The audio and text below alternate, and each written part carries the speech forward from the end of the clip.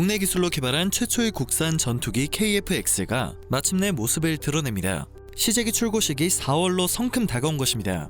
KF-X는 노후 전투기를 대체하기 위한 단군 이래 최대 규모의 국책 연구 개발 사업입니다. 때문에 KF-X는 오랜 기간 걸쳐 그 실체를 갖춰왔으나 그동안 베일에 쌓여 있었습니다. 지난해 9월 개별 제작된 전투기의 최종 조립이 진행되었고 당장 4월이 코앞으로 다가온 만큼 그 형체가 뚜렷해지고 있어 각국의 이목이 집중되고 있습니다. KF-X 공개 소식에 대한 해외 반응도 찾아볼 수 있었는데요. 네티즌들은 기술이 부족해 미국과 공동 개발을 해야 했던 한국이 드디어 도약을 시작한 듯하다. 짧은 기간 동안 엄청난 경험과 기술을 축적해 KF-X에 도전할 수 있는 여건을 결국 만들어내다니 정말 대단하다. 한국이 A사 레이더를 독자 기술로 개발한 나라인 것을 잊고 있었다. 국제적 위상은 물론 강대국들에 대한 확실한 견제 장치가 될 것이다. 북한에게는 너무나 초조한 소식이 아닐까 싶다와 같은 반응을 보이고 있습니다. KF-X CJ 1호기는 4월 중 경납고 밖으로 나와 공개됩니다. 2026년까지 비행 성능과 공대공 전투 능력을 갖추는 체계가 개발되고 이후 2년간 공대지 전투 능력을 구비하는 추가 무장 시험을 진행하게 되는데요. 이를 위해 필요한 전투기 동체뿐만 아니라 80여 개의 주요 부품의 국산화도 함께 이루어지고 있습니다. 특히 공중전에서 적기를 먼저 식별하고 지상 타격 목표물을 찾아내 전투기의 눈이라고 불리는 A사 레이더를 포함해 항전 장비 국산화에 전력을 기울이고 있습니다. A사 레이더는 전 세계에서 몇 안 되는 나라만 개발한 첨단 기술인데요. 한국은 A사 레이더를 국내 기술로 독자 개발한 바 있습니다. 국산화는 자주국방 실현을 위한 필수 요소입니다. 자체 기술로 만든 전투기가 있어야 독자적으로 정비가 가능하며 성능 개량 또한 직접 진행할 수 있기 때문입니다.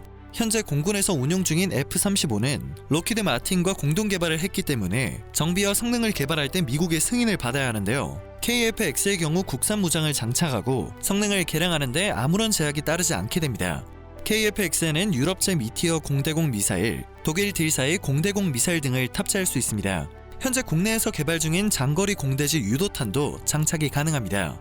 전투기의 세대 분류는 등장 시기와 주요 탑재 무장, 항공 전자장비 특성 등으로 구분되는데요. 4세대급에서는 현재 한국 공군의 주력 전투기인 F-15K가 최강으로 꼽힙니다. 4.5세대 전투기인 KF-X는 F-16보다는 성능이 좋고 F-15와는 비슷한 수준이 될 것으로 평가되고 있는데요. 스텔스 성능만 놓고 보면 4세대 전투기 가운데 최상위급이라는 평가를 받고 있습니다. F-16과 F-15의 경우 개발된 지 30년이 넘었지만 여러 국가의 구매가 이어지며 베스트셀러 전투기로 자리매김했고 지속적인 생산을 통해 성능이 향상됐는데요. 뛰어난 성능을 자랑하는 KF-X의 수출 가능성도 매우 높게 점쳐지고 있습니다. 전투기 교체 수요가 있는 국가들을 대상으로 300에서 500대가량 수출 가능성이 있다는 전망도 찾아볼 수 있는데요. 이에 따라 방사청은 향후 KF-X 개발이 완료되면 해외 에어쇼 등을 활용한 적극적인 마케팅에 나설 예정입니다. KF-X의 비행 조종성을 평가하는 시뮬레이터 HQS도 개발이 되었습니다. HQS는 항공 제조업의 4차 산업 대표 기술로 꼽히는데요. HQS 기술로는 전투기 조종성 내부뿐만 아니라 비행 상황을 구현하면서 비행 특성과 조종 안정성을 확인할 수 있습니다. 비행 중 발생할 수 있는 결함이나 고장도 재현해보며 사전 테스트 비행을 하는데 활용할 수 있습니다. 전투기의 성능이 나날이 발전하고 첨단 기술이 적용되며 이를 검증할 방법도 개선을 한 것입니다. HQS는 성공적인 KF-X 개발의 핵심 역할을 할 것으로 기대되고 있습니다.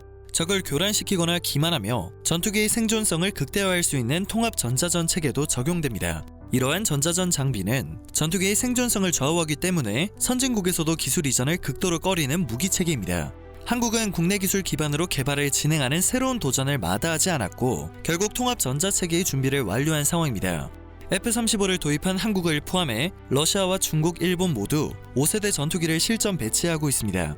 또 군사 강국들의 경우 2030년대 이후를 대비해 이미 6세대 전투기 개발에 대한 개념 정립에 착수한 상태이기 때문에 일각에선 6세대 전투기 시대의 KF-X 도입에 대한 회의론도 찾아볼 수 있는데요. 독자 개발한 전투기를 보유할 경우 운용 능력이 획기적으로 개선된다는 큰 장점이 있습니다. 국산 유도무기의 성능 향상도 기대할 수 있고 무엇보다 KF-X 운영을 통해서 축적된 기술을 6세대 전투기 개발에 활용할 수 있다는 점이 중요합니다. 걸음마를 못된 아기가 갑자기 뛸 수는 없는 것처럼 이제 막 항공 분야에서 도약하고 있는 한국에게 4.5세대의 전투기 개발은 향후 전투기 기술 발전을 위해서 반드시 거쳐가야 할 관문인 것입니다.